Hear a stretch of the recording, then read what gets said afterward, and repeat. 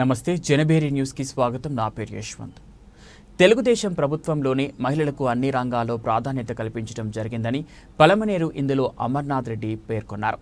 బైరెడ్డిపల్లి మండల కేంద్రంలో మహిళా సమాఖ్య ఆధ్వర్యంలో జరిగిన మెగా రుణమేళా కార్యక్రమానికి ఆయన శనివారం హాజరయ్యారు. ఈ సందర్భంగా 13.92 కోట్ల మెగా చెక్కును మహిళా సభ్యులకు ఆయన పంపిణీ చేశారు. ఈ సందర్భంగా ఆయన మాట్లాడుతూ మహిళలకు విద్య, ఆర్థిక, రాజకీయ పరంగా అవకాశం కల్పించిన ఘనత తెలుగుదేశం ప్రభుత్వానిదేనన్నారు. మహిళల అభివృద్ధి సమాజ అభివృద్ధి అనే సిద్ధాంతంతో మహిళా సంక్షేమానికి ఈ ప్రభుత్వం కృషి చేస్తుందన్నారు.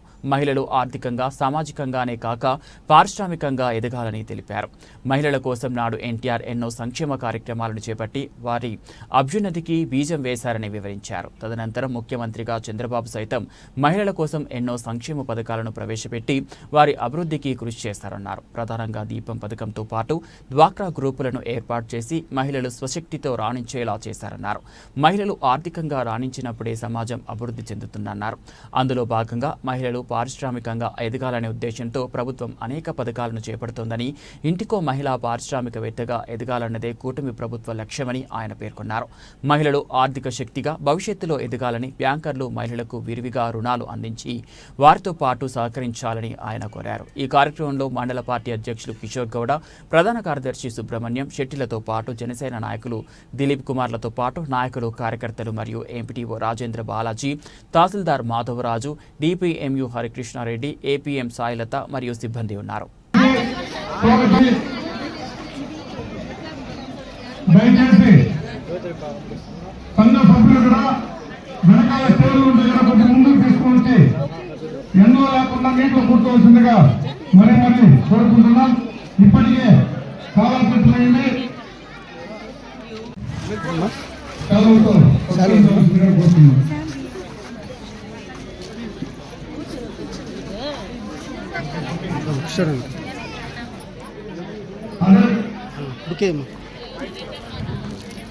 అదేవిధంగా కిషోర్ గారిని కూటమి ప్రభుత్వానికి సంబంధించిన నియోజకవర్గం ఇప్పుడే చాలా మంది చాలా విషయాలు డాక్రా వెలుగు సంఘాలకు సంబంధించి మాట్లాడడం జరిగింది. మహిళలు ఆర్థిక పరంగా, సామాజిక పరంగా, రాజకీయ పరంగా గుర్తింపు ఇవ్వాలని వాళ్లకు అవకాశం కల్పించింది, మొట్టమొదట బీజం వేసింది తెలుగుదేశం పార్టీ, కీర్తిశేషులు నందమూరి తారక రామారావు గారు.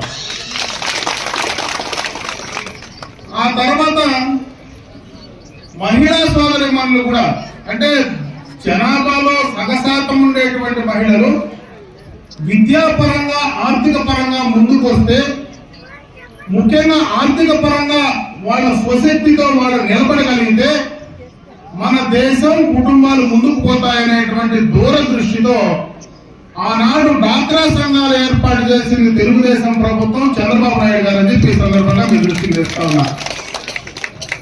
అదేవిధంగా రాజకీయంగా కూడా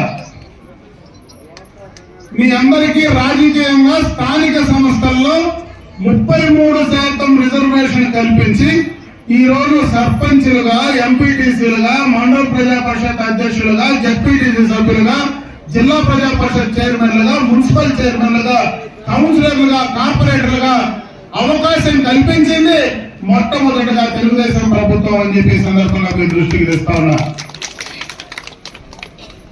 అదే కాదు, మహిళలను అన్ని రంగాల్లో ముందుకు తీసుకెళ్లాలా, ఒక రాజకీయ కోణంలోనే కాదు, ఒక ఆర్థిక పరంగానే కాదు, సామాజిక పరంగానే కాదు, విద్యా పరంగానే కాదు, పారిశ్రామికవేత్తలుగా కూడా ముందుకు తీసుకురావాలని ఇప్పటి మళ్ళా ముఖ్యమంత్రి చంద్రబాబు నాయుడు గారు దానికి కూడా శ్రీకారం చుట్టడం జరిగింది. దానికి సంబంధించి ఈరోజు మీకు దాదాపు 5 లక్షల వరకు మీకు లోన్లు ఇచ్చేటువంటి అవకాశం ఉంది. మీరు అప్లై చేసుకుంటే ఏపీఐఐసి ద్వారా దానికి కావలసినటువంటి స్థలం ఇచ్చేటువంటి అవకాశం ఉంది. మీరు మార్కెటింగ్ ఫెసిలిటీ కోరుకుంటే మీరు తయారు చేసేటువంటి ప్రొడక్ట్స్ మార్కెట్ చేయడానికి కూడా దానికి కూడా సపరేట్ గా కొన్ని ఏజెన్సీలు ఈరోజు పనిచేస్తా ఉన్నాయి. ఇప్పటి మన ముఖ్యమంత్రి గారి ఆలోచన ప్రతి ఇంట్లో కూడా ఒక ఎంటర్ప్రినర్, ఒక పారిశ్రామికవేత్త ఎంఎస్ఎంఈలో ఏదైతే స్థానికంగా ఉండేటువంటి ప్రోడక్ట్స్ పరిశ్రమల ద్వారా, చిన్న చిన్న పరిశ్రమల ద్వారా తయారు చేసి మిమ్మల్ని పారిశ్రామికవేత్తలుగా కూడా చూడాలనేటువంటి ఆలోచనకు బీజం వేస్తా ఉండేది కూడా చంద్రబాబు నాయుడు గారు అని చెప్పే సందర్భంగా కూడా మీరు దృష్టికి తెస్తా ఉన్నారు. ఎన్నికలకు ముందు ఏవైతే మహిళా సోదరిమణులకు మిగతా వాళ్లకు చెప్పారో ఈ రోజు రాష్ట్ర ప్రభుత్వం పూర్తిగా కూడా ఆర్థిక ఇబ్బందుల్లో ఉండినా ఈ రోజు ఆర్థిక పరంగా ముందుకు తీసుకెళ్లడానికి రాత్రి మగళ్ళు కష్టపడతా ఉన్నారు. నిన్ననే మీరు చూశారు దావోస్ లో ఆయన కొడుకు దాదాపు 4 రోజుల పాటు అక్కడ ఉండేటువంటి పెట్టుబడిదారులను ఆకర్షించి ఈ రాష్ట్రానికి తీసుకొచ్చి దాని ద్వారా ఆదాయాన్ని సంపాదించేటువంటి కార్యక్రమాన్ని చేస్తా ఉన్నారు. ఈ ప్రభుత్వం వచ్చిన వెంటనే ఈ రాష్ట్రానికి అవసరమైనటువంటి ముఖ్యమైనటువంటి కార్యక్రమాలు మనకు ఏదైతే పోలవరం ఉందో ఆ పోలవరానికి సంబంధించినటువంటి కార్యక్రమాన్ని మొదలు పెట్టడం జరిగింది. దాదాపు ఈ 2027లోనే దాన్ని పూర్తి చేయాలనేటువంటి ఒక ఆలోచనతో పనిచేస్తా ఉన్నారు. నేను ఎందుకో పోలవరం ఎక్కడో ఉంది కదా మనకేం ఉపయోగం అనుకుంటే పొరపాటు. ఎందుకంటే ఈ రోజు మనకు హంద్రీనీవా కాలువ మన దగ్గరనే పోతా ఉంది. ఈ హంద్రీనీవా కాలువకు సంబంధించి నిన్ననే దాదాపు కాలువకు సంబంధించినటువంటి లైనింగ్ టెండర్లు కూడా పూర్తి చేయడం, టెండర్స్ కూడా కంప్లీట్ చేయడం జరిగింది. అవన్నీ కంప్లీట్ అయి పోలవరం కంప్లీట్ అయితే ఖచ్చితంగా ఈ పలమనేరు నియోజకవర్గానికి, కుప్పం నియోజకవర్గానికి పోలవరం ద్వారా మనకు కూడా నీళ్లు వచ్చేటువంటి అవకాశం ఉంది. ఈ రోజు అమరావతి రాష్ట్ర రాజధాని కూడా ఈ రోజు కేంద్రం నుంచి సహకారం ఇచ్చి ఆ కార్యక్రమాలు కూడా చేస్తా ఉన్నాం.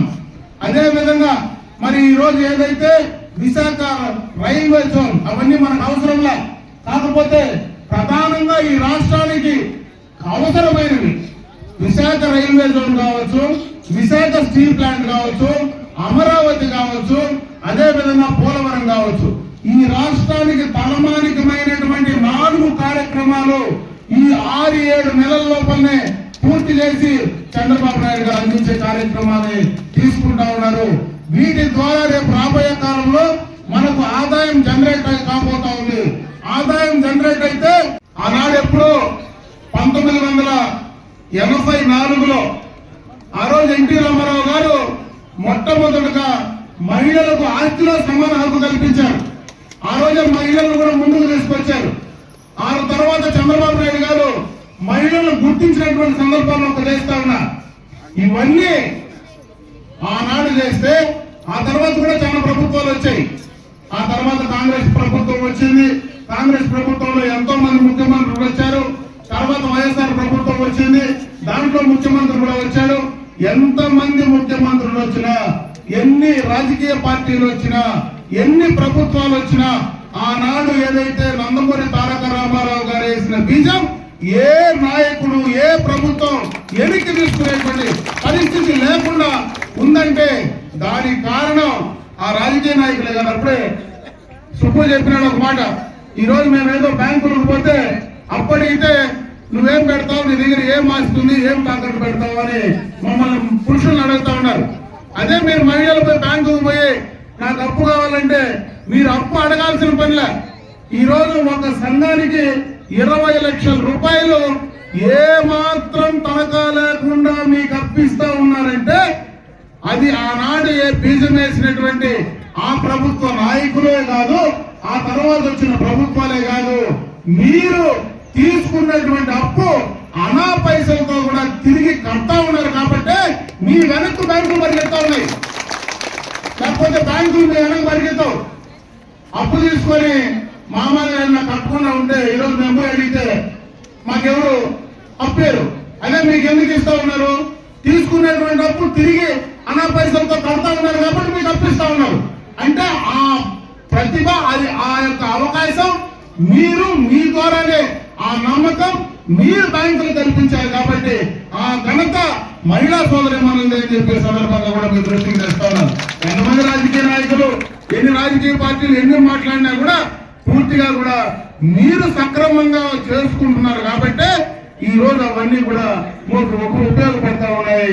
దాన్ని భవిష్యత్తులో ఇంకా బాగా ఉపయోగించుకోమని చెప్పి ఈ రోజు మేమందరం కూడా మాట్లాడుతా ఉన్నాం. ఈ రోజు దాదాపు 13,92,00,000